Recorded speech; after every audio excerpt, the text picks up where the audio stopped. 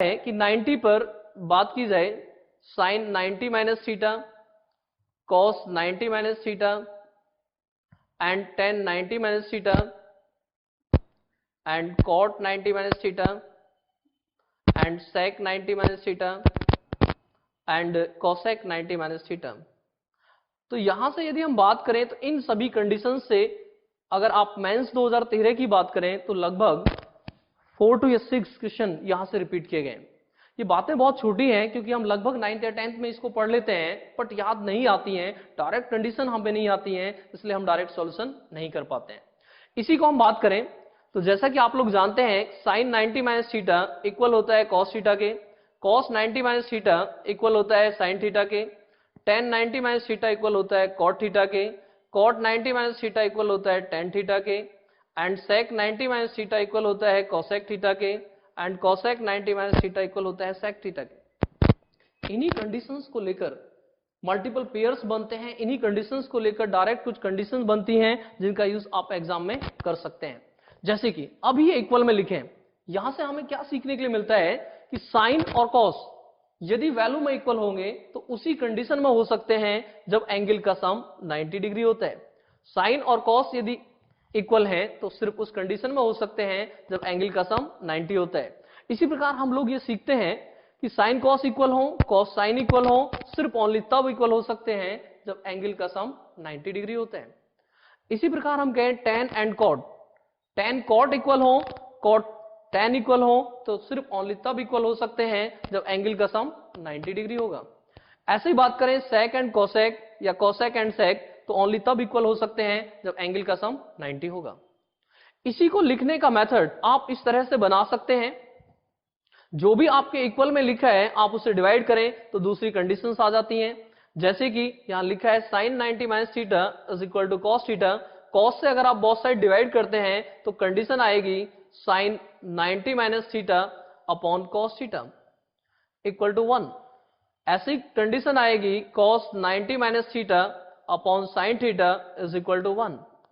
ऐसी कंडीशन की बात करें तो कंडीशन आएगी tan 90 minus theta upon cot theta is equal to 1।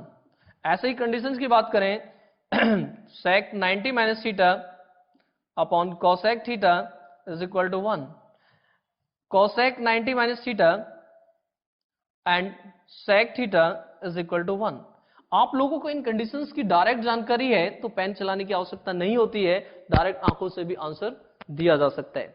जैसे कि हमने इससे सीखा है कि साइन और कॉस इक्वल है, वो तभी हो सकते हैं जब एंगल का सम 90 होगा। ऐसे ही हम इस कंडीशन से सीखते हैं कि साइन और कॉस यदि अपॉन में आते हैं और एंगल का सम 90 होगा तो वैल्यू 1 होगी। साइन कॉस ऊपर नीचे आए, कॉस साइन ऊपर नीचे आए, एंगल का सम 90 तो वैल्यू होगी 1। इसी तरह से टेन कॉट ऊपर नीचे आए, कॉट टेन ऊपर नीचे आए तो वैल्यू होगी 1। इसी तरह से सेक कोसेक एंड सेक ये ऊपर नीचे आते हैं, एंगल का सम 90 होता है तो वैल्यू होगी 1। इन्हीं को यदि आप ऊपर लाकर लिखते हैं तो वो कहलाते हैं मल्टीपल पेयर्स। इसे किस तरह से लिख सकते हैं, कॉस को यदि आप ऊपर लाते हैं तो 1 अपॉन कॉस होता है सेक, इसलिए इसे आप लिख सकते हैं sine 90 minus theta and sec theta is equal to 1। ऐसे ही आप लिख सकते हैं cos 90 minus theta into cosec theta is equal to 1। इसी प्रकार आप लिख सकते हैं tan 90 minus theta into tan theta is equal to 1। इसी प्रकार आप लिख सकते हैं cot 90 minus theta into cot theta is equal to 1। इसी प्रकार आप लिख सकते हैं sec 90 minus theta into sine theta is equal to 1। जैसा कि मैंने अभी कुछ देर पहले आपको बताया था कि जब आप मल्टीपल पेयर्स याद करें तो मल्टीपल पेयर्स याद करने के लिए आपको याद रखा जा सकता है आसानी से यदि आप कुछ कोड बनाएं। कोड किस तरह से बना सकते हैं वो यहां पर देखें। यहां साइन का साइन के साथ सेक के साथ पेयर है, अगर इसे हम कोड में लिखना चाहें तो सिर्फ लिख सकते हैं एस एंड एस, तो आसानी से याद रह सकता है कि साइन का जो पेयर बनता है वो सेक के साथ बनता है। इसी तरह से आप ये कहते हैं कि साइन का पेयर सेक के साथ, इसी तरह आप यहां पर आकर कह सकते हैं कि सेक का पेयर साइन के साथ। इट मींस या तो आप ये कहें कि साइन का सेक से पेयर बनता है, या आप ये कहें कि साइन सेक के साथ या सेक साइन के साथ। साइन और सेक एक साथ आते हैं, यदि एंगल का सम 90 होगा तो वैल्यू 1 होगी। इसी तरह से दूसरा पेयर आप याद रख सकते हैं सी एंड सी। सी एंड सी का मतलब है cos and cosec. Cos and cosec एक साथ आते हैं, एंगल का सम 90 होगा तो वैल्यू होगी 1। इसी तरह से तीसरा पेयर आप याद रख सकते हैं T and T. T and T का मतलब है tan एंड tan से।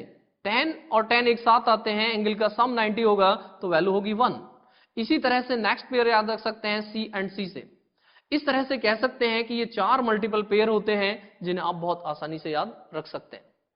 जैसा कि मैं अभी रिपीट कर चुका हूं कि एसएससी मेंस 2013 में सिर्फ आपके इस कॉन्सेप्ट से लगभग 4 to 6 क्वेश्चन आए हैं, तो इसका ध्यान आप लोगों को रखना है कि आप इनको रिपीट करें, याद करने का मेथड बनाएं अपने लिए कि एस का एस के साथ पेयर बनता है, सी का सी के साथ पेयर बनता है, टी का टी के साथ पेयर बनता है और सी का सी के साथ बनता है।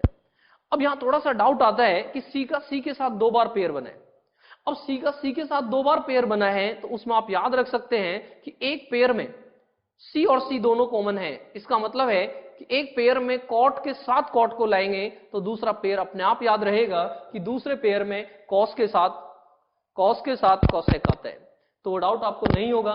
एसएससी की बात करें तो एसएससी जो रिपीट करती है क्वेश्चंस वो इन 2 पेयर से करती है, tan का tan के साथ और कॉट का कॉट के साथ। इनसे अगर हम आगे चलें, ट्रिग्नोमेट्री की हम बात करें तो इन कंडीशंस का आपको ध्यान रखना है क्योंकि ट्रिग्नोमेट्री का बेसिक इन सभी कंडीशंस को माना जाता है। उसके बाद मेंस 2012 से लेकर 15 तक मैं बात करूं तो कुछ स्टैंडर्ड रिजल्ट्स को बार बार एसएससी ने प्री हो या मेंस हो बार बार रिपीट किया है। कौन कौन से ऐसे रिजल्ट्स हैं उन पर बातचीत करते हैं।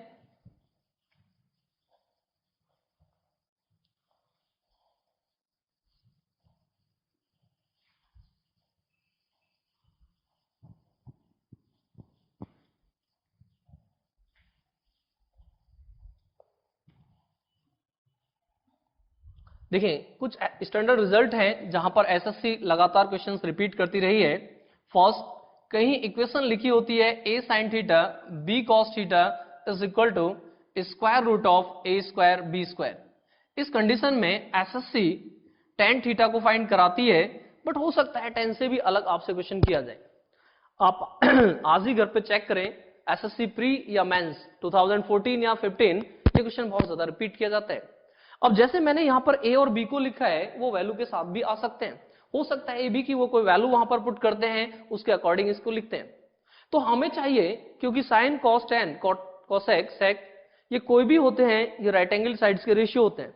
अब राइट एंगल साइड्स के क्योंकि रेशियो होते हैं तो हमें चाहिए कि इस इक्वेशन के लिए यदि कोई राइट एंगल ट्रायंगल बन जाता है तो हम लोग डायरेक्ट आंसर दे सकते हैं।